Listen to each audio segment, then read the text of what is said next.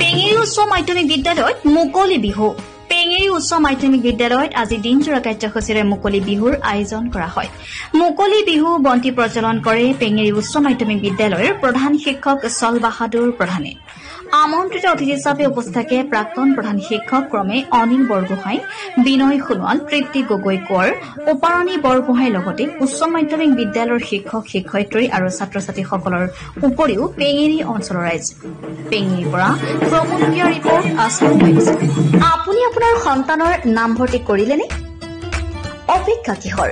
স্বৰ্ণোজ্জ্বল গৌৰৱময়ী ইতিহাসেৰে কঠোৰ সাধনাৰ অবিচলিত পথেৰে দশকজুৰি মানৱ সম্পদ গঢ়াৰ শুভ্ৰ ধ্বজা বহনকাৰী ঐতিহ্যমণ্ডিত আমগুৰি মহাবিদ্যালয় আপোনাৰ সন্তানৰ বাবে হ'ব পাৰে উন্নত শিক্ষা প্ৰদানেৰে উজ্জ্বল ভৱিষ্যত উপহাৰ দিয়া এখন পলসুৱা উপত্যকা।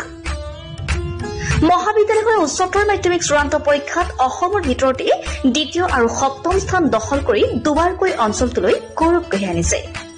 1967 চনতে প্ৰতিষ্ঠা লাভ কৰা মহাবিদ্যালয়খনে পঢ়া শুনাৰ ক্ষেত্ৰত কিছু পৰিমাণে দুৰ্বল ছাত্ৰ ছাত্ৰীৰ বাবে বিশেষ শ্ৰেণীৰ ব্যৱস্থা তথা বৃত্তিমুখী পাঠ্যক্ৰমৰ অন্তৰ্ভুক্তি মহাবিদ্যালয়খনৰ ইতিবাচক দিশ। নাকৰ দ্বাৰা এ গ্ৰেড লাভ কৰা আমগুৰি মহাবিদ্যালয়ত আপোনাৰ সন্তানটিক নামভৰ্তি কৰাই আপুনি সফলতাৰ অংশীদাৰ হোৱাৰ সুযোগ লাভ কৰিব পাৰে।